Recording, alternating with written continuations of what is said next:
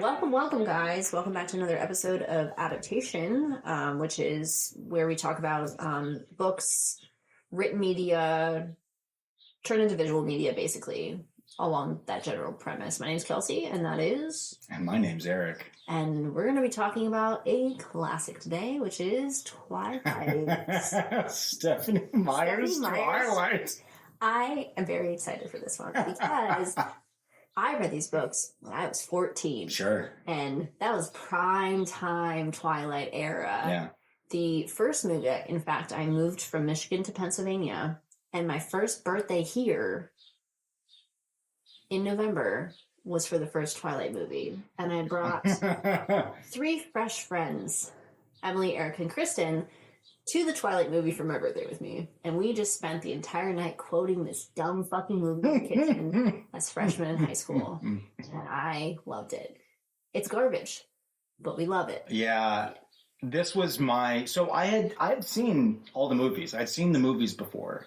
I had never read the books, certainly in part because I guess I wasn't the target audience for these books. No, that would be me.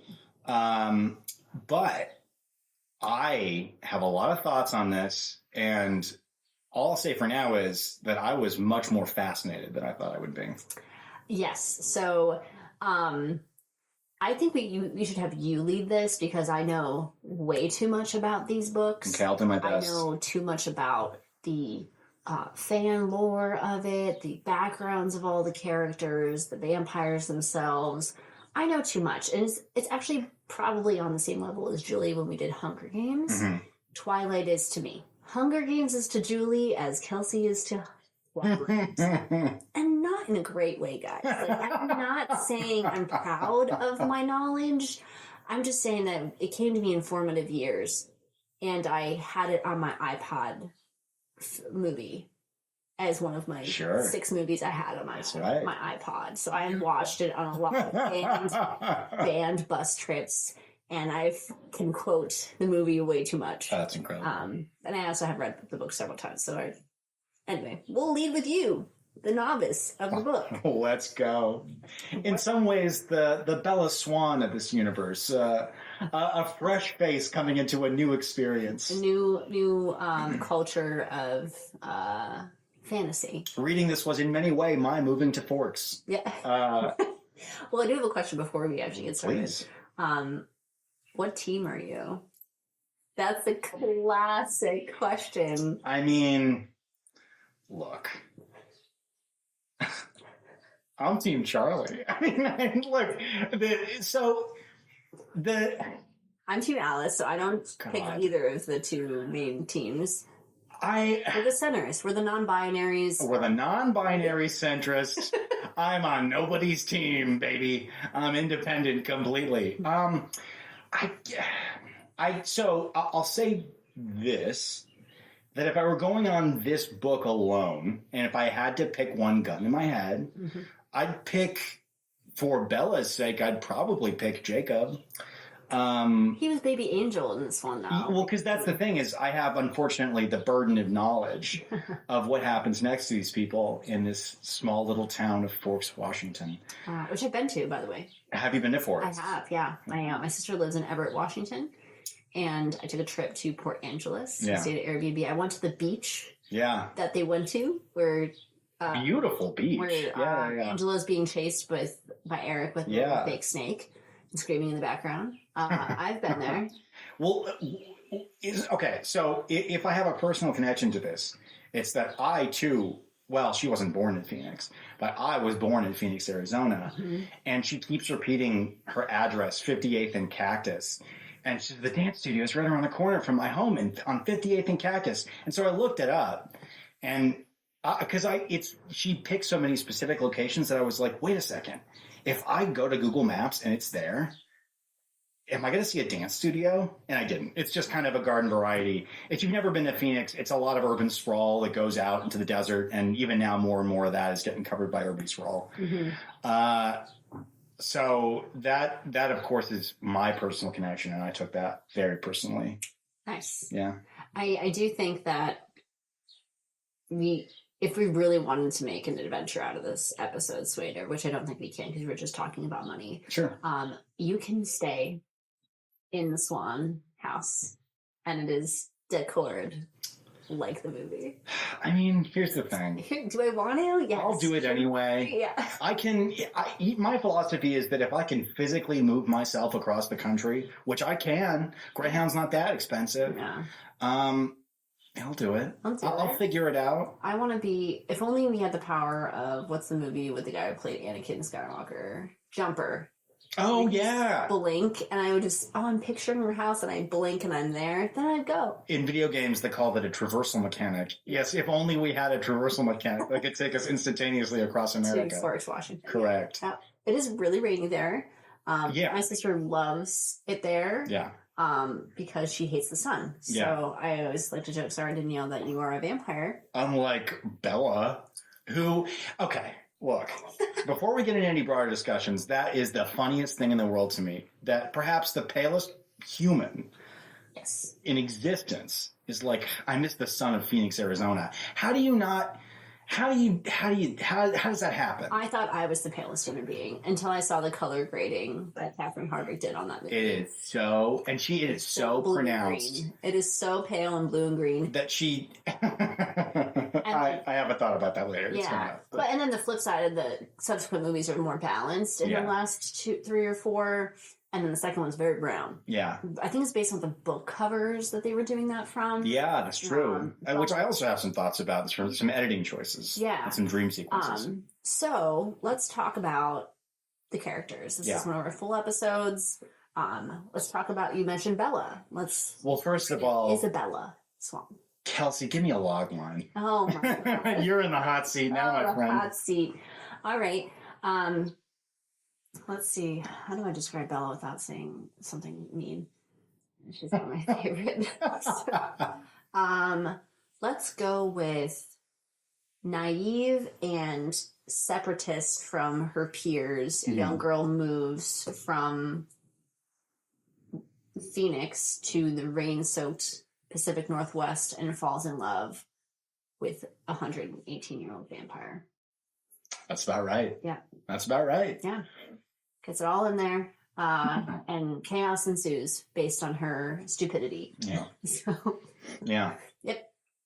If I had to give this a thematic logline, it's raging horniness simmering under Mormon repression, yes. Which is just an unbelievable through line in the story. And there's so much... Okay, I have thoughts on that. But first, let's establish... I can do tidbits of lore in there, too. Yeah. But let's continue. Okay. So as you stated in your logline, this is Isabella Bella Swan, who moves from Phoenix, Arizona, living with her, as she describes, harebrained... flighty mother to live with her police chief father, Charlie Swan, in the little town, I think it's 3,120 population town of Forks, Washington. Mm-hmm. That is near Port Angeles. You have to take a ferry or you have to drive 3 hours to Seattle. Yeah. Yeah. It's kind of a classic Pac West town, which I, for the record, found charming because I love the Pacific Northwest. I've been to Oregon and Seattle. I would love to move there. Gorgeous, gorgeous, gorgeous. I could consider abandoning. I mean, look, Pittsburgh's not sunny anyway. It is the Forks of the East Coast. Many times I've said this. We have, I say it every day. Yeah. We have more inches of rain. We have the most inches of rain in the U.S. For a city. Yeah. Forks, or that region, has the most days of rain. However, it's misting, so it's not like downpouring like we get here. Mm-hmm. So we are rain cities. Yeah, well, it's the thing of, I was, oddly enough, having a completely unrelated conversation with a coworker this week about how people in Seattle just kind of live with it. They barely own umbrellas. They have it's misting. Coats, it's not even, kind of. Yeah. But you kind of just accept it. Like, it's just the atmosphere that you've chosen to live in. Mm-hmm. In many ways, like, it's the experience of living in the desert, living in Phoenix. It's incredibly dry. You have to be prepared for an arid climate. Mm-hmm. You're going to get weird Martian dust storms, and then it's going to rain torrentially for about 2 weeks out of the year. Mm-hmm. And you just have to be okay with it. Yep. So she ends up moving to this idyllic little Pac West town because her mom goes on the road with her AA baseball husband. Young new husband. Yes. They got remarried. Who is, I think she mentions he's like a shortstop or something. And he goes to Florida. They go to Florida, Jacksonville, to play for some team. I can't remember the name of the team. Doesn't matter. I like to picture you on the banana team. He's dancing, but continue. Absolutely. Yeah. Savannah Bananas. Savannah Bananas, hell yeah. Who are coming to Pittsburgh, I think. I think so. Yeah. And so she goes to live with her father, Charlie Swan, who's the police chief of Forks. And as you stated in your logline, she is a socially awkward 17-year-old girl who feels very isolated, very distant from her peers. Old soul. An old soul, if you will. At one point in the book, she uses the word ingenue, which is, I'm sorry, a word a teen simply wouldn't use. No. But she finds herself drawn to a group of similarly reclusive, extremely pale, somehow even paler Than her. than Bella. Yeah. Almost translucent teens, quote unquote. Carved. Adonises, as she describes, a lot of Greco-Roman descriptors in this thing. Yeah. Really, I gotta save I have so many thoughts on this. All right. So go through the plot. Go through the general plot.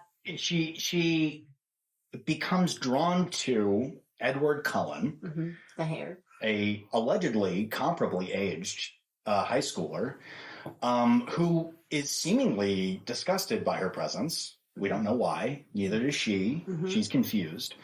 And then they slowly develop a bond. Given their reclusive nature. Yes and no. Yes and no, kind of. And he saves her from a near-death experience in the parking lot when a car skids out, and almost crushes her. And he is miraculously by her side, despite being across the parking lot mere seconds earlier. And this launches her on what would, over the course of the series, eventually become a journey into eternal twilight. Well, here's the thing. It's a word that she uses multiple times in the book, and they never use it in the movie. Yes. But she discovers that he is a vampire against his wishes, develops a bond with an obsession with him, and he is deeply obsessed with her because he can smell her blood. It's the sweetest thing he's ever smelled. His own personal brand of heroin. Can I just say, the way that Stephenie Meyer discusses drugs in this book is like no one's ever discussed anything more intense than like CBD before. Oh my gosh. The first, Edward tries to equate his fascination and lust for her blood as like an alcoholic who, if given stale beer, can resist, but if given vintage cognac, as a fine cognac, cannot resist. And then he goes, "That's not a good example. Better example, a drug addict." And you're my heroin. Yeah. Personal. And she's like, "Your own personal brand of heroin?" He's like, "Exactly. Unbelievable." You smell delicious." And I'm like, oh. Now, I can't judge him too bad. Sure. Because I want to put my partner out in the open on this one, right? He smells me. He's like, "Oh my gosh. You smell awesome." Like, sure, yeah. It's like, "You smell great." He lifts my arm out, smells my pits, daily basis. There's a familial connection. Yes, exactly. By none of what my partner does with my scent is as inherently creepy as Edward with Bella. But continue. Yeah. So they look. They know this ain't right. They know the danger here. He even tells her, "Honey, this is dangerous. You shouldn't be dating me. I'm bad news, my friend." You can't be my friend. Okay, but I want to be your friend, but you shouldn't be my friend. But you shouldn't be. Because you don't want to be my friend? No, because it's a bad idea for you. For you. And so, look, I'm just going to say it off the bat. This might be the most fun I have doing this show so far. Yeah. I've enjoyed doing all of it. This is a fun episode. This is a great one. It brings me such joy that you've never read the book, and a lot of the stuff. Well, and here's the thing. Translates very differently. If not for this podcast, I never would have read the book. It's fair. It's fair. And so, all right. They develop this intense bond. She gets closer with his quote unquote family, adopted family. The vampire Carlisle, Dr. Carlisle, Dr. Cullen. Dr. Cullen, his coven. Dr. Cullen's coven. Dr. Cullen, who made him a vampire during the Spanish influenza in 1918, saved him from death, in immiseration and disease, and made him an eternal child of the night. Because he was lonely. He was lonely. There's a lot of backstory. His parents were dead. Yeah. From a fan backstory, there's the guide to Twilight. It was released after all the other books were. Yeah. And I guess I read it. Yeah. So they mentioned like Edward's parents also died in the same hospital that Dr. Cullen was working at. Sure, okay. The Spanish flu. Makes sense. And it was Edward's mom who was like, hey, could you take care of my son when we're gone? Oh, wow. And that was part of the motivation to, because Carlisle apparently had been contemplating turning somebody for several years, but didn't, want to turn somebody against their will. But now, he's dying. I can do that one. And then his mom is like, save him. And she's like, oh, okay, I guess I will. Yeah. And he makes Edward. Yeah. And he makes Edward, and he becomes part of his family. And we find out that Carlisle has such a deep sense of empathy and compassion that he was willing to starve himself to death instead of giving it to his hunger, his thirst. Yeah. But then discovered that he could be, quote unquote, as they describe themselves, vegetarians because they only hunt animals and not humans. Yep.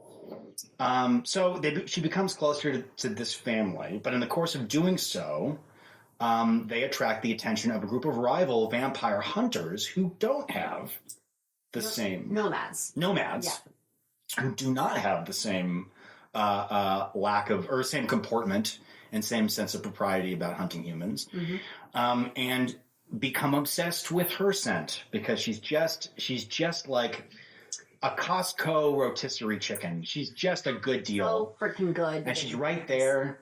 And you find it also that because of that attachment to Edward, that there's a specific attachment that James, one of the nomads, develops to her. Because there's a thickness. The challenge. Yeah, there's a challenge. Yeah. He's full predator. He's full hunter. Yeah. That's his. So notes for you guys, if you are not aware, people in this universe, vampires in this universe, can sometimes have powers. That's right. And so we glanced over Edward's powers. He can read minds, except for Bella's. Not Bella. Also made her a forbidden fruit to him because he doesn't know what she's thinking, which probably made her more interesting than she actually was to him. Anyway, James's power is hunting. Yeah. He has extensive instincts and hunting speed, strength. He's a hunter. Yeah. And he sees Edward's attachment to this human, and he's like, "Oh, bet rival, let's go." Yeah. Yeah. So then, well, and that's the fun thing about all of his siblings is they all have their own unique thing. Mm-hmm. So they're like the vampire X-Men, basically. That's why I got so fascinated with the guide. I went into all their backstories, their powers. That's why the part 2 of the series and breaking down part 2 is why I only like the beginning because it introduces all the vampires that come into the fold with all their powers. Well, it is like a Marvel universe of vampires, and Dr. Cullen is like he's Professor Xavier. He's the Professor Xavier who's brought them in and taught them all empathy and compassion, that you can remember who you are in the face of your thirst and hunger. Doing the greater good. You can be a good person, even if you're not human anymore. Yeah.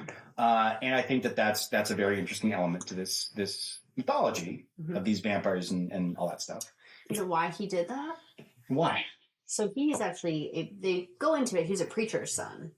Oh, that's right. Yeah. That's right. The cross. So that's right. The cross is Yeah. in the house, which that whole sequence. Anglican, right? He was an Yeah, who's minister. England in London, and that whole library backstory sequence isn't in the first movie; it's in the second. Mhm. And they kind of like, I think it was really important for backstory, but they didn't know if they were going to get more than one movie. Yeah. So they didn't put it in there. Yeah. And they put it in the second one, which I actually thought was a good choice.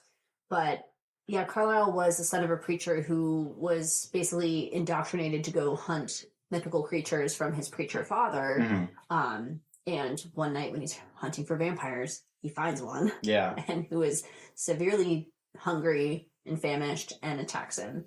And he actually knew how much his dad would hate that he got turned into a vampire, that he hid for 3 days while he turned. Yeah. And then when he and Rosalie are the only two people, and maybe Esme, are the only 3 vampires that have never tasted human blood. Yeah. Which is fascinating. Yeah. So even like Rosalie is one of his adoptive siblings. If you want to talk to a little bit about Rosalie, she's kind of important in that beginning section as one of the family members. Yeah, that's right. Yeah.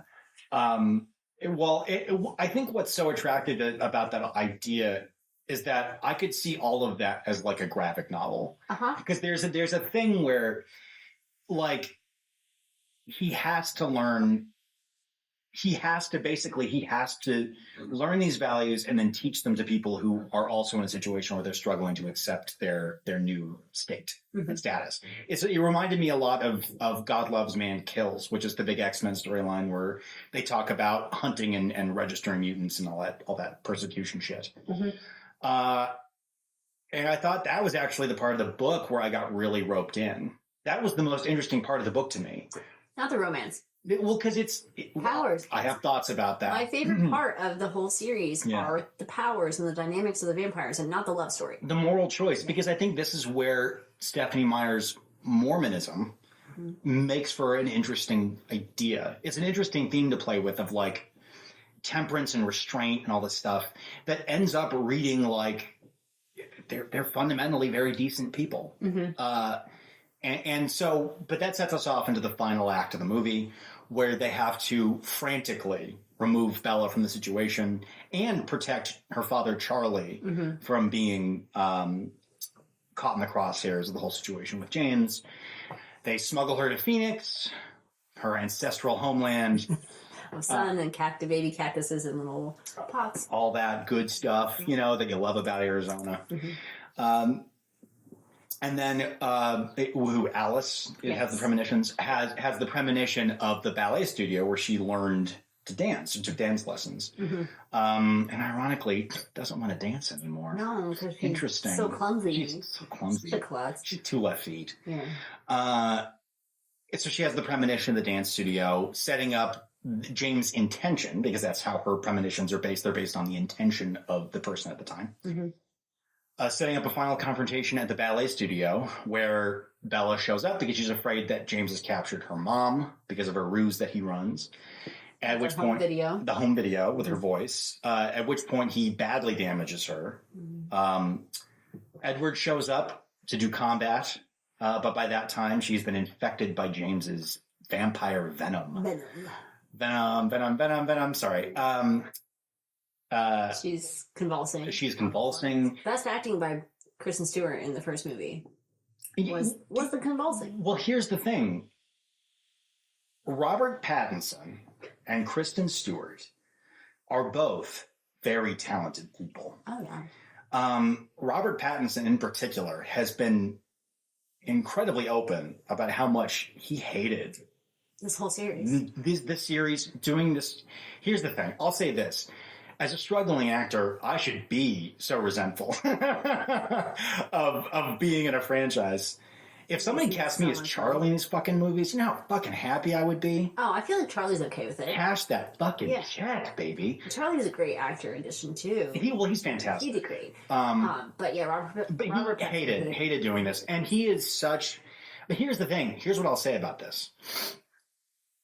Well, to wrap up the end of the story, they save her from the thing, and he sucks out the venom, and then he takes her to prom. She has more restraint, and then in a crazy thing in the hospital, he's like, I don't think we should be together for the umpteenth time. Yeah. He's like, you can't leave me. You can never say that. And I'm Yeah. like, okay, calm down. Yeah. You- Yeah. So they go back to Forks, and so in the book, she is convinced the special occasion that's being planned where she's supposed to dress up in a real nice dress is going to be him turning her into one of these eternal creatures of the night, these creatures who glitter in the sun, like statuesque, Stupid. rave attending Adonai. Everything else except is fine with the vampires, except the fucking sparkle. It is so funny. It's like, this is kind of a killer, Bella. And you're like, It's like if he steps in the sun and he's like rainbow all of a sudden, and he's like, I'm a murderer. Like, it would be crazy if you saw it in real life. pretty. Like, But like, yeah, 100%. shiny. So anyway, he's like, no, we're going to prom. Yeah. And she's like, fuck that. Like, and she's right, because proms are stupid. Yeah.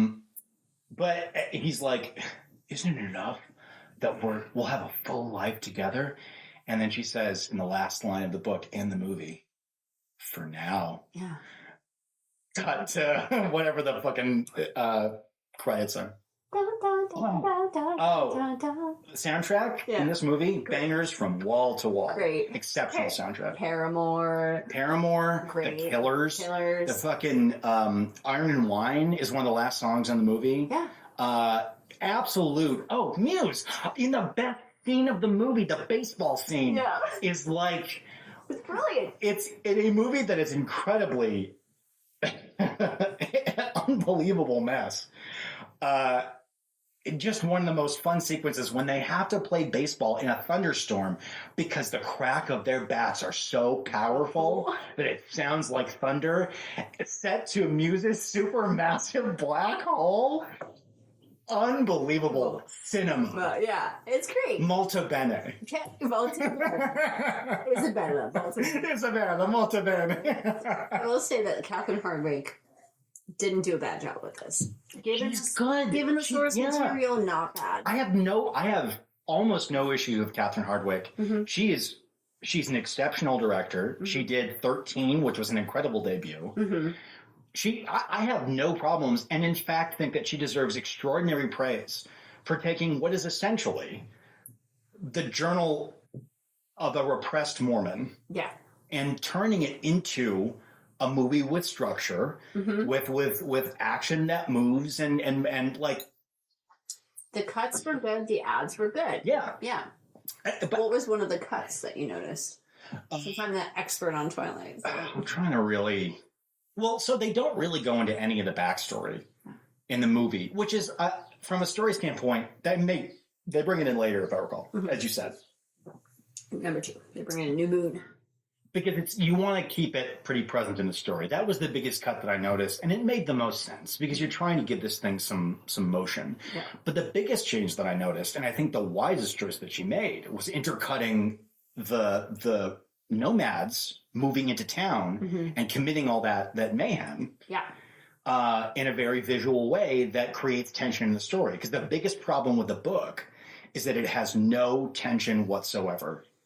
Really. None whatsoever until you fully grasp that, like, he wants to kill her. Correct, yeah. And then you're like, oh, but then halfway through the book, he's like, oh no, I'm desensitized to you now, baby. Like, I'm not going to attack you. I'll smell your hair and I'm good. As long as we've never separated, ever. Like, there is no, exactly. There is no meaningful conflict in the story. Apart from the nomads. And basically only until they come in. And in the book, it really doesn't fucking happen until the very end of the book. Mm-hmm. So what I think is interesting about this whole IP experience, the Twilight experience. Twilight universe. The Twilight cinematic universe, right? Is that the book isn't really a novel. It is the emotional musings of someone working, in my opinion, working through a sense of attraction and seduction and like sexualization, and using vampirism as a vehicle to explore that and feel less guilty about it. Yes. And I definitely think that there's parts where it's like, no, I'm not special. I'm not worthy of any love. Yeah. I'm not worthy of any attraction by boys or people or vampires. But then you see Bella turning down every man at this new high school because I'm just a novelty. I'm not pretty. It's very self-deprecating for most of it. Yeah. And even in the movie, she's like, I don't know why. I'm just a human. Like, why would you want to be with me? Yeah. And I'm like, you're Kristen Stewart. You're hot. Shut the fuck up. That's the look. Just get it. There's a supernatural appeal. Yeah. And I think it's also the thing of like, she looks scornfully on her peers engaging in social activity and doing this and that and dating and being concerned about whether they like me or whether they don't like me. Yeah. Normal human teenage things. But then when it happens to her, she's like, yeah, no, I like it. Like, she's annoying as heck. Well, and she rejects it. And it is very much someone who is saying, like, I would never engage in something like that. Mm-hmm. Unless a Dracula was attracted to me. If there was a Dracula that was attracted to me, immediately. I would let that Dracula eat me right now. Because I'm hot for Draculas. And, like... She's hot for Dracula. Yeah. She's hot for Edward. And it is fascinating that she's, like, holding her love... because he's a vampire above everyone else. Sure. Like, they could never comprehend and experience the love I have for this vampire because he's a vampire and those are humans. Yeah. And they kind of go into it in the lore, like, mates, if they're humans before their turn, they do smell differently, which actually is, like, an evolution mechanism. Yeah. For you to, like, make your mate into a vampire. Which is interesting. It's an interesting correlate. Yeah, which is why she smells so good to him, because they're supposed to be mates. Versus same with, like, Rosalie and Emmett, and then her mate, the one brother, like, big, bulky, strong Emmett, she saves him from being attacked by a bear. Yeah. And she withheld, despite his blood smelling so good, for Carlisle to turn him, and that was her mate. So it's like... mating premises in this universe are fascinating. Yeah.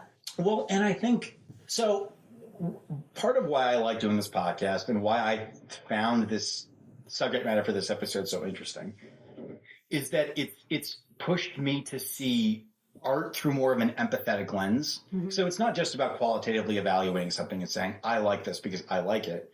It's about exploring a piece of work and understanding the person's intent. Mm-hmm. And I think that there is something in this that is very, there is an earnestness from her angle of like, I think a larger problem in the world and society, which is that men are kind of a bummer.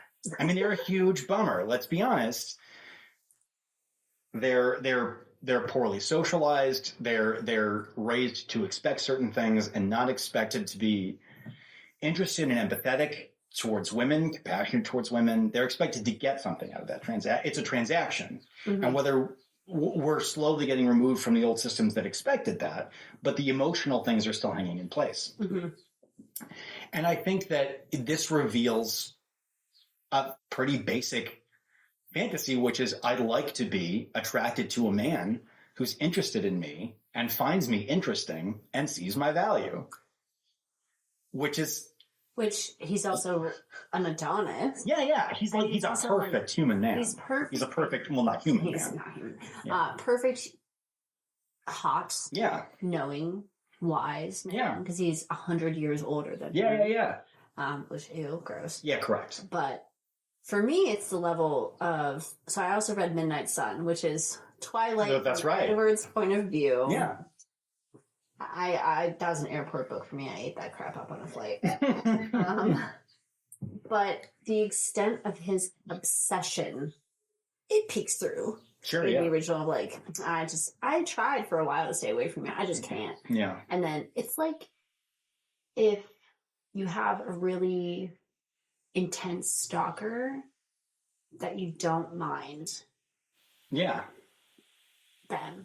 Well, because the mechanisms in the book are designed to excuse his obsession. Yeah. So he's not obsessed with her because he's insane. Yeah. He's obsessed with her because he has a biological reason to do so. Yeah. He smells her and has an immediate instinctive attachment to her. Yeah. Which to protect her. Right. Yeah. And it is a way to explore the concept of romantic obsession. Yeah. And that I think it's a fine line. It's a fine line because I think in a new relationship, we all experience a certain fixation with the people that we're with because it gets us interested in that person. It's a new person. We're attracted to this person.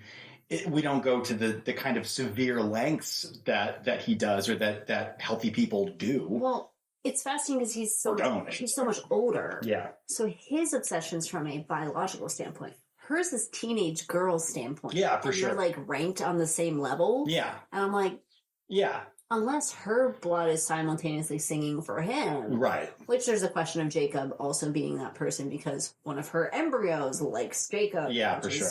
Fucking weird. Which is odd. Yeah.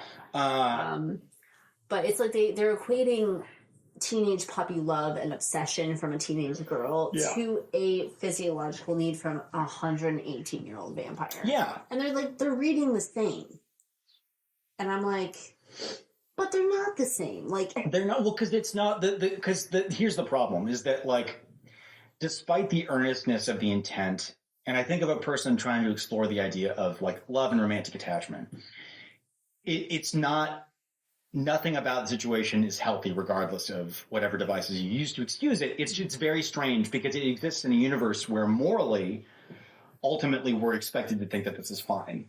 Yeah. But it's not fine. Mm-hmm. And it's a weird tension where the devices are supposed to excuse the idea of like, well, she's an old soul and he's technically still 17 and like, and it gets explored a lot in vampire stories, like Buffy the Vampire Slayer, mm-hmm. and like all these where it's like someone who is frozen in time, mm-hmm. but also immortal. Yeah.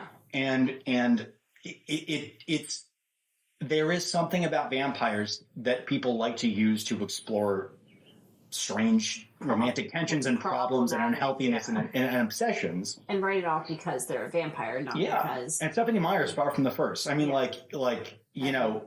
and I think it remains Bram Stoker who was the only person to correctly say, no, this thing's a monster. That's the whole point. I just saw the new Nosferatu. You didn't like it? It was disgusting at the end. It was disgusting. Yeah. Yes. I liked everything up until the very end. It was very disgusting. But that's the context that you need to tell these stories, is where, like, it's disgusting. The romanticism of vampires who were monsters. Yeah. Which I think is also like a coping mechanism that authors and people in society has made to make them less scary. Yeah, correct. Yeah. So, like, back in the day, like, the Nosferatu ages, it was, our loved ones we buried, or that's why they added the bells on all the tombstones. Because they're like, they're not dead. Yeah, right. And that's the same thing. Like, we need to stab everyone that dies in the heart to make sure that they're dead before they go down. Because it's such an issue with, early medicine and not being able to do any medicine stuff. Yeah. And burying people that were not dead.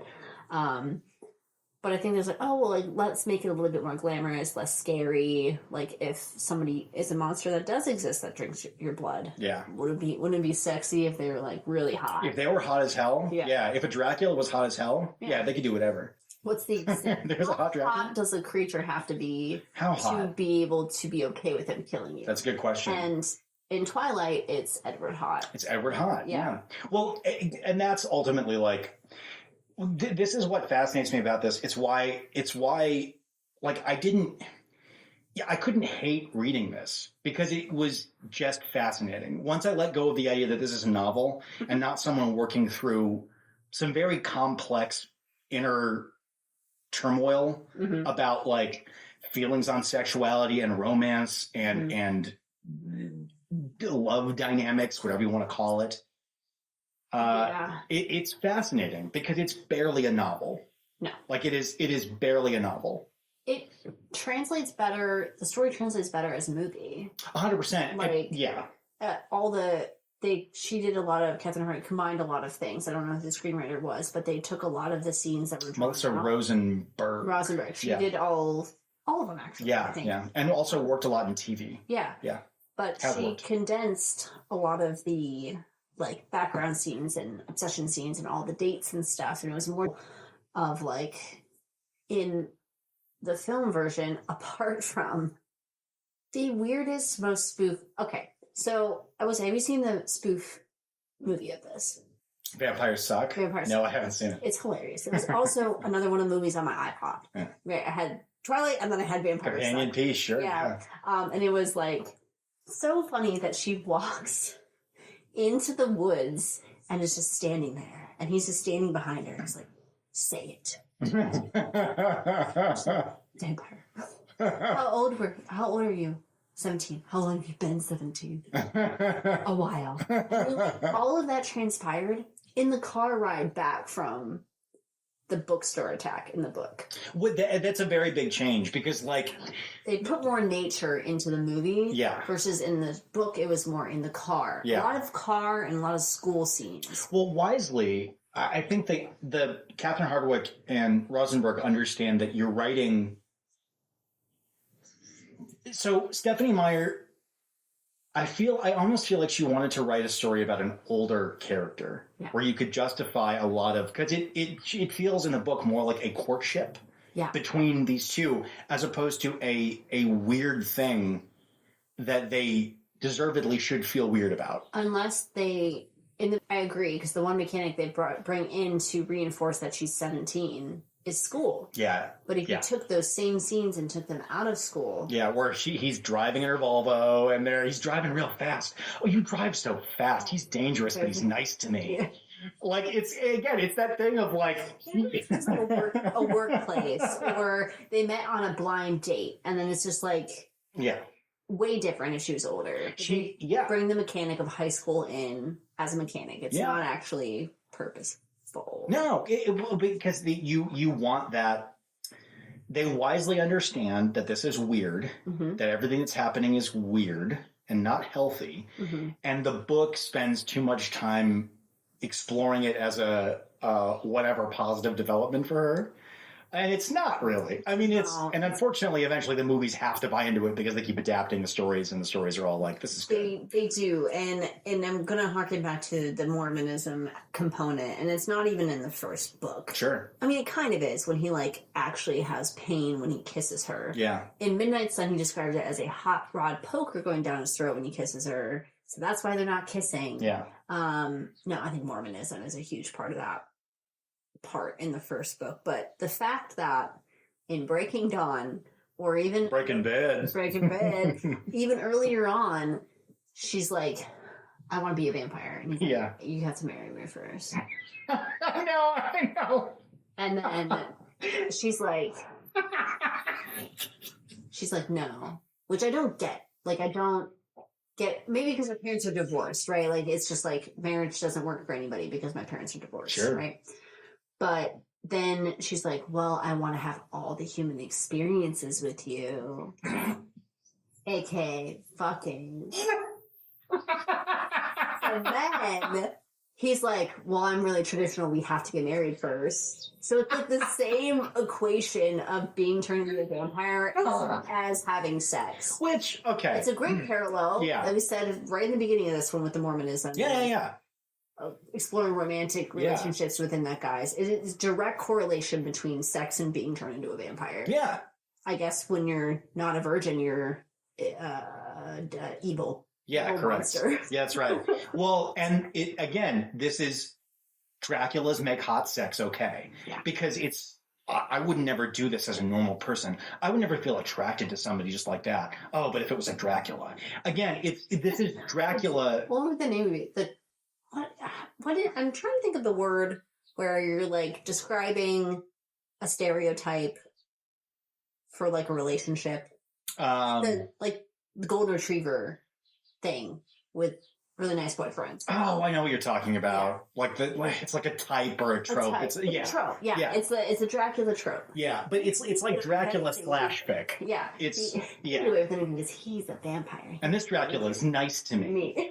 And not all vampires are nice, but he is. Some Draculas are nice, and this Dracula likes me because of my blood and how it smells. And that he can't read my mind. Yeah. Which I will say once again that if he did read her mind, I highly doubt he would go for her because she's annoying as fuck. She is. And the fact that he can't read her mind makes her more interesting. Well, also, and this is important, because he can't read her mind, they have to have open dialogue and communication. Oh my gosh, that's crazy. Which is like even better because like as a Dracula, he could do this with anybody, but he chooses to do this with me, a human whose mind he can't read, because now we have to talk about stuff. he comes over and sometimes we just talk about stuff. It's crazy. But we don't kiss because we're not married. Because we're not married, and he wants to eat me. Yeah, in a bad sure. way. Yeah. Yeah. So there's a lot to unpack with it. And a lot more than I contemplated because I've been watching this since I was 14. Well, that's the thing is like, Thank you. But also you contrast this with like, there's something about male fantasization that's very different. Mm-hmm. And I think like it's not for nothing, having done the Bourne Identity Mm-hmm. for the show, where I think a lot of male fantasization comes out as power fantasy, where it's about exerting dominance and influence on other people. Especially in pop culture and broader pop culture, you have obviously more elegant writers and storytellers who understand men as needing to accept some vulnerability and making some of those more toxic traits plainly toxic so that they become story elements. But most of the culture, especially the stuff that I was raised on, is very like violent, possessive, toxic power obsessions. So like, and also excused as such. So like, growing up, I was supposed to really like the Transformers movies. Yeah. Even though they're basically commercials for the army. Yeah. And again, it's the weird objectification of Megan Fox. It's the strange, like, I beat the robots, I saved the world, now I'm going to sleep with Megan Fox, and she's cool with me. Shia LaBeouf. Shia LaDoofus. Yeah. She's super into me. Because I beat the robots. Because I'm a hero. Exactly. So there's a power fantasy that comes into play there. And then so when I had like COVID a few years ago, mm-hmm. and I was trying to sort of isolate, and I was just watching movies, hanging out, and I watched Transformers again because I was like, how bad is this? And the answer is bad. Yeah. And then I watched Sisterhood of the Traveling Pants. I just watched it. Which is... and was, I don't want to say to my surprise, I never developed an impression of either way, but a delight. Like a very good movie. It's also a book. Also a book. We should do it for the pod. We should put that on the schedule for this year. Yes, I do love that series greatly. But the movie is like... Both of them are good. And here's the thing. When stories like this are done from a woman's perspective, the men also benefit because they're complex and they fuck up and make mistakes. But you see them as more complete people mm-hmm. with their good and their bad, and they feel more tangible. Mm-hmm. And oddly enough, it's Charlie Charlie almost exists in spite of the universe. It's almost like he exists in spite of Stephenie Meyer. Oh, yeah. Because he's the only normal person. He reminds me of my dad so much. He's a dad. The silence, the like comfortableness in routine. It's so normal. Yeah. He's so normal. He's a normal guy. He's just a pretty healthy, well-adjusted guy. He has, like all American men, he has communication problems, and he has this and that and the other. It's probably why Renee left him. Yeah. Yeah. They had business and it didn't work out. Yeah. But he is fundamentally a very decent man who loves his daughter and wants her to be okay and happy. Mm-hmm.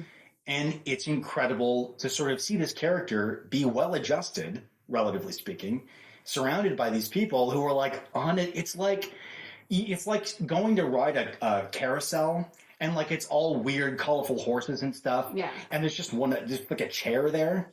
It's just a chair, not like a fun chair that's decorated. It's just like a folding chair. It's just normal. Somebody put a folding chair because a horse fell off, and it's just there. And that's Charlie because he's just a normal person, and he reminds you how fucked up everybody else is. His reaction is very like. He's a dad, right? Yeah. When she leaves to run away from James. Yeah. And basically hurts his feelings to leave. Be like, yeah. Oh, if I don't leave now, I'm going to be stuck here just like mom. And that's what she said when her mom was leaving. Yeah. Him. And he's like hurt and heartbroken. And she comes back. And this is a movie, two things. Like, you can't do that again. Yeah. You can't leave for 3 days and me not know. Yeah. Where you at? I'm your dad. I'm responsible for you. And I love you. Although we were quiet and we don't talk a lot and we're in this routine, you're still my kid. You can't do that shit. You gotta check in. You gotta put the flag up. Twice. Yeah. Yeah. And that's why he doesn't like Edward, because he's the reason why she's in these situations, which is fair. All of his reactions to all the situations that happen to Bella are intensely normal. But they try and portray it like, oh, Charlie. Yeah. Like, Charlie's just being Charlie. It's like, no, he's being a normal fucking dude. Well, Stephenie Meyer even describes him with contempt almost in the book, in spite of him being a normal guy. Yeah. Because we hear it mostly from her perspective. And her perspective is, daddy issues. My dad sucked. Yeah. Which also makes sense because she ended up being raised by someone who didn't favor stability. So she comes into a relationship with someone who does favor stability, is in fact a figure of authority, and doesn't know how to respond to that. And it ends up being quietly the most interesting thing about it, where he's there because he solves a problem for her. He needs a reason for her to be in forts. Or she needs a reason for her to be in forts.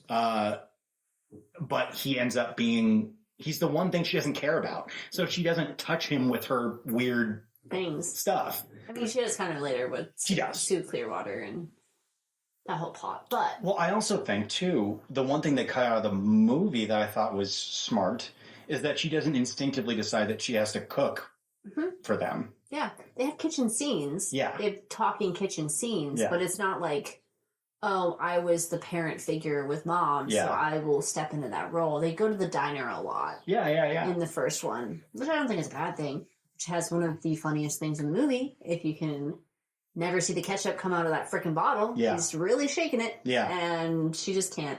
I also believe that they make her a vegetarian in the movie, which is fascinating because Edward's a vegetarian and she is a vegetarian. She doesn't like the sight of blood and like all this other fun stuff. Faints at the sight when they're what were they doing, like blood tests? Blood typing. I never did that in bio. That's strange. I don't know my blood type. I should probably know my blood type, but like crazy. It was just bizarre to see. And then she like faints and has to go to the nurse's office. Like, I smell the blood, and he's like, humans can't smell blood. Well, I can. Well, here's the thing also, and I think it's demonstrated a lot in literature. You kind of can. I mean, it's got sort of an irony. It's metallic. It's not unheard of. I mean, you're not going to smell it across the room. No. But no, it's definitely a weird part. There's some stuff in the movie that is cult classic level for me. The movie is like a treat. Oh, it's great. The greenhouse scene where she's like, "Are you going to tell me how you did that?" And he's like, "Yeah, I had an adrenaline rush. You can Google it." Yeah, it's very so funny. We quoted that in high school way too much. Yeah, like, yeah, had an adrenaline rush. You can Google it. You can Google it. Well, it goes back to Pattinson is such a good actor, and there's so much of the movie where, especially early on, before they've come to terms with who he is and what they are to each other increasingly, that like he's trying to do that stilted awkward teen thing. I love him in the first movie. However, his accent work does falter in the garage when they're driving away. True, Comes off very Boston-y. Yeah. But then you start to notice in the other movies, they almost cut him from the series based on filming the first one because he was doing so bad. She did not like his performances half the time. And it was like, probably because he clearly did not want to do it. Hated it, yeah. But he needed to do it. He was actually going to quit acting before Twilight. He said that, yeah. Yeah, and he was just like playing piano in some fucking bar, and his agent was like, "Hey, do you want to go on one more audition before you call it quits?" And he goes, "Sure." And then he got Twilight, and it really put him back into the sphere after Harry Potter. Yeah. But yeah, she didn't like it at all. And so then you clearly see what they wanted it in the later movies of he doesn't say a lot. Yeah. It's very silent. Yeah. Just staring at her. Yeah. And it's more physical acting, which he's yearning, he's really good at. Yeah. But I preferred him talking more in the first one because it made it more clear of why she loves him. You're actually communicating. Well, yeah, sure. And the other ones, you're just staring at her. Why would you just like somebody just staring at you? Well, and that's also yeah, absolutely. And I think that comes back to the intense appeal of that dynamic, which is an interesting man who talks to her. And I think that's, and here's the thing. Once they get to the point where they're talking about what he is and trying to figure that, you get exactly why he's becoming such a force in the film industry. Yeah. Is because he even when he hates the shit, yeah, he can bring such a disarming sort of naturalism to this stuff. And so can she. She's terrific in I believe it was called Cherry Bomb. It's about the Runaways.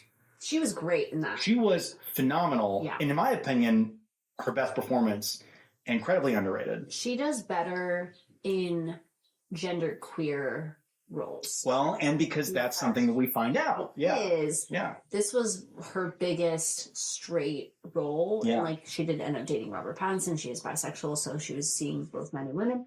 But anytime she had like, you can just, I don't know if this is because of more context and we know how she is now. Like she just got married to Dylan, whatever, the screenwriter. But her regular styling of a straight, hetero, whatever, female, she looks uncomfortable. Sure, yeah. And that comes in any role, including Snow White, Twilight, anything that she plays a straight, hetero woman. Yeah. She looks uncomfortable. Yeah. And watching it for the first time when I was 14, she just looks uncomfortable. Yeah. And I can't tell if that's the character she's trying to portray or she's just like that. Because I hadn't seen her in a ton of movies before this. Sure. Bigger roles. She's in like Zathura like the year before. Yeah. But even then it was like, just no. Like, no, but when I saw her as Joan Jett, I was like, yes, incredible. Yeah. Like, absolutely. You connected with this character and doing a great job. It was one of those situations where I'm like, I know you're gay before you know you're gay. Well, and they it was the big story after they broke up because they dated for some period of time, right? They for a few years, and Yeah. then she actually cheated on him with the director of Snow White. Yeah. Which is a man. But then she has dated a string of women and her now wife. Yeah. Yeah. So which I think is it's also interesting being a young performer that is presented in the pipeline as a certain way because I think especially when they get you young, you kind of end up being a product because they feel like they can control and mold you as a product and present you to the world in a certain way. Yeah. And she was caught in that, and that was confusing. And Pattinson was a little caught in that, and that's confusing. Although he doesn't have the same gender dynamics at play. Yeah. But I think you have two young people who are clearly really smart, talented people who want more from this than just cashing a check and moving on. They want to do creative, meaningful work. And that becomes a fascinating sort of undercurrent in watching the performances, where it's like these are really you can watch this movie and look at these two and say, if nothing bad happens to these people, they're going to have extraordinary careers. Yeah, I think some of the costuming in terms of the contacts did them more of a disservice. Sure. And like making the performances good, especially for her. Yeah. For me, she has light green blue eyes. Yeah. They have these dark as black brown contacts over eyes because that's all you can really put on somebody if you want brown eyes. Yeah. With a different eye color. And it just made her look void. Like, it made her performance look void, and it's the same context they have for starving vampires. Yeah. So I'm like, I don't know what the resonance of that is. What's the point? What's the point? Because the vampires, they could easily have made her just a blue-eyed person. Yeah. They do that all the time. Yeah. But and then the transition for when she is a vampire, when they're red and gold, like that would have been more difficult. Yeah. But it would have been wrong. It's doable. I mean, it's doable, and I think they should have like there is something to be said about keeping their appearances distinct, so that there is a clear dividing line between these two, between Bella and the vampires. Yeah, I thought that it's kind of unrelated, but I thought it was so funny when the kids, the Cullens, are walking into the lunchroom, and Anna Kendrick, by the way, another talent in this movie that you watch her and you're like, oh, she's great. She's going to be... Same with Angela, who's in Ned's Declassified. Yeah. Like, these are great performers. And you watch Anna Kendrick and you're like, holy shit. Like, she is selling this in a major way.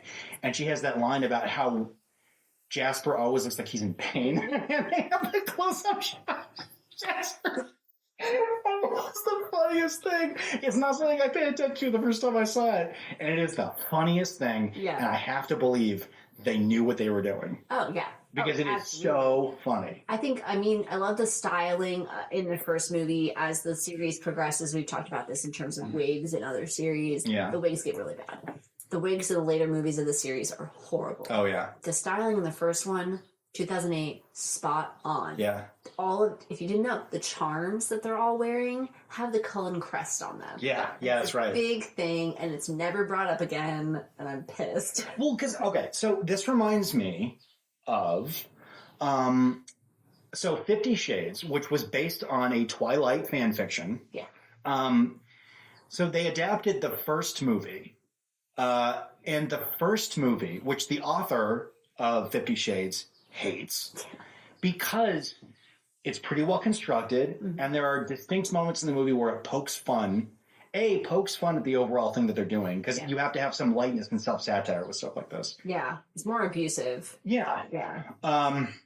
And then on top of that, like, it's better crafted than it needs to be, and so they know what to cut and work around.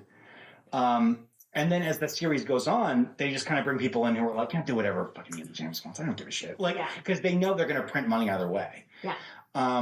And I think that's my favorite one of that series is the first one too. It's like, and here's the thing. Again, it's a cult classic. Yeah. It is one of the funniest movies that I have watched, merely because it's another situation where it's a repressed person trying to understand sex. Yeah. In an unhealthy way. I saw all of those in theaters. Sure. I think the last one I saw in LA by myself, in a theater full of female presenting people. We're all like, this is smut. We're all here by ourselves with our girlfriends. Like, and why not? Yeah. And it's what Twilight didn't give us that we wanted. Yeah. So I think that's why the fanfic actually happened, was because it was so Mormonistic and oppressed in the original series. Yeah. Like, well, let's get some sex in this boy. Yeah. And then they made an entire series. On the sexy side, the stark opposite. Yeah. I'm sorry. I'm still with it. You shouldn't be with me. Yeah. Although he's like, I can't stay away from you. Sign this contract so we can fuck. 100%. It's like, we're going on a tangent on 50 Shades, but they're related. Yeah. And also the important point there is that you have an audience of one growing up and gradually wanting more as they experience more things in the world, albeit still through a layer of someone who doesn't understand the dynamics in play. Not in a healthy way. Yeah. And so I think that this is, again, these stories capture the attention of an audience that pop culture kind of doesn't appeal to that much, where a lot of what gets produced, especially up until fairly recently, is designed for men 18 to 49, because that was the consumer that the industry wanted to appeal to. Then they got the girlies. Yeah. And everybody else was like, we'll get you when we get you. Yeah. And I think that that's what's so powerful about these kinds of stories, is that whether they're good or bad, and some of them are great and some of them are not great, is that they appeal to an audience that is underserved and not really in conversation with the industry very much, because they're just like, well, we don't know that we can sell this. No, honestly, they got the other side of the audience with these types of movies. Yeah. It's also the dynamic of, from a woman's perspective, he's a bad boy, but I can change him. Oh, yeah. He's a monster, but he'll change for me. And that has 50 Shades and Twilight. He's a monster, but he won't hurt me because I can change him. It's its own subgenre. Yeah, it really is. And it's toxic. Yeah, it's incredibly toxic. Oh, it's toxic. But it's also like, again, I think about the stuff that gets promoted to men that in a way creates the puzzle piece that continues the toxicity. Yeah. Men are... It makes them bad and convince women that they have to fix them. Yeah. Yeah. Or that their inherent nature is bad to begin with, even though it probably isn't. We should just accept people. Yeah, well, and you need to, like, it reminds me, for some reason, kind of the Born Identity again, because you have a situation where he is a forceful, kind of a mean-spirited guy. Yeah. And she falls in love with him anyway.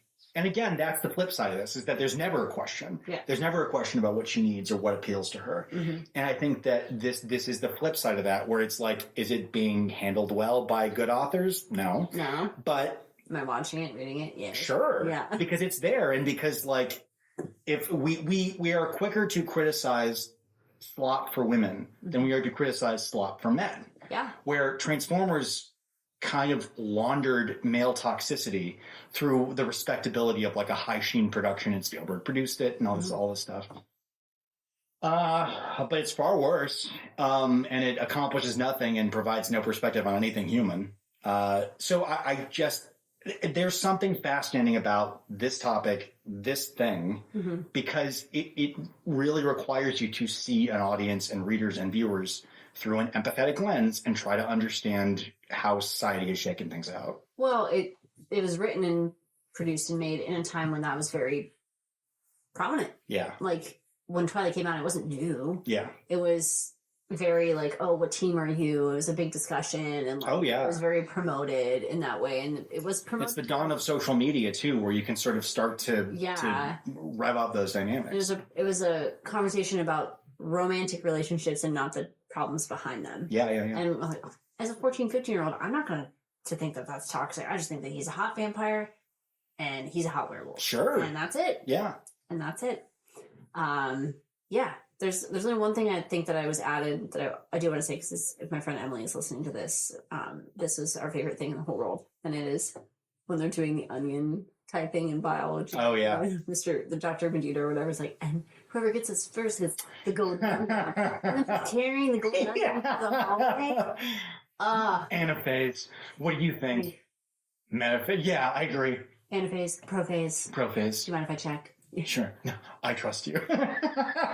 It's just so, like, you can't hate it. You can't be cynical about it. I can't. Just... And I watch it every year? Yeah. Sure. Why not? I might actually watch the rest of these movies again. Wait, I'm on the third one. Yeah. No, I'm on Breaking Down Part 1. Yeah. And I will be finishing it tonight. It's fascinating. Yeah. It's fascinating. Classic question as we're wrapping up this episode. Do you think it's going to be readapted? And if so, when and in what form? So I think if they do something with this property again relatively soon, it'll be with the Midnight Sun from Edward's perspective of it all. Yeah. Because I think that's probably the fresher take, and it's the best excuse for them to do something with this again. I think that's spin off the guide. Yeah. Like I think that will probably be the angle that they take, because I think this is they have seen this so far through to the end that I have a hard time thinking that they'll probably do this anytime soon from that lens. So I think if they do it, it'll be the Midnight Sun from Edward's perspective. I said that, but then not Harry Potter's name. No, that's very true. It could be a show. It could be a show. But Vampire Diaries was of the same time frame. Well, it was the same time frame, and what I will say is that in spite of J.K. Rowling being an asshole, there is a higher degree of like respectability applied to that property, for good or bad. Yeah. There is, and they are... It's more universal nostalgia. They're more universal nostalgia. They are better constructed and better written. Yeah. So I think it was easier for them to want to go back to that well, especially because the Fantastic Beasts thing crashed so hard into the mountain.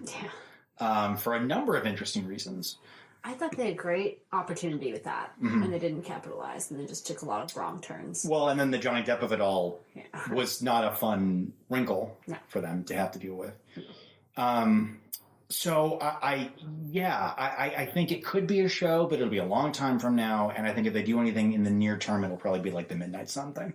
I agree. I think if they're going to do it, it'll be a show, not a movie series. Yeah. Until like maybe 15 years from now, which will be the end. The last one came out when I was maybe a senior in high school, 2012. Okay. So I think maybe 10 years from now, we'll okay. do another movie series. Yeah, that sounds right. I buy that. Is it worth a readaptation? No. Are they going to do it? Yeah. Yeah. Because it's, I mean, the industry is an IP charnel house now. Yeah. That's what it does. Unfortunately. But it's our bread and butter, so we're good. That's what it is, existing baby. IP, so. Yeah. All right, well, this was a fun one. Yeah. I thoroughly enjoyed Twilight. I will go continue watching it, because it's very nostalgic for myself. Sure. And I highly encourage you to rewatch them and reread them too. I plan to. They're very fascinating. Well, and again, I think this was again, as someone who had never touched the book and probably wouldn't have, but for this podcast.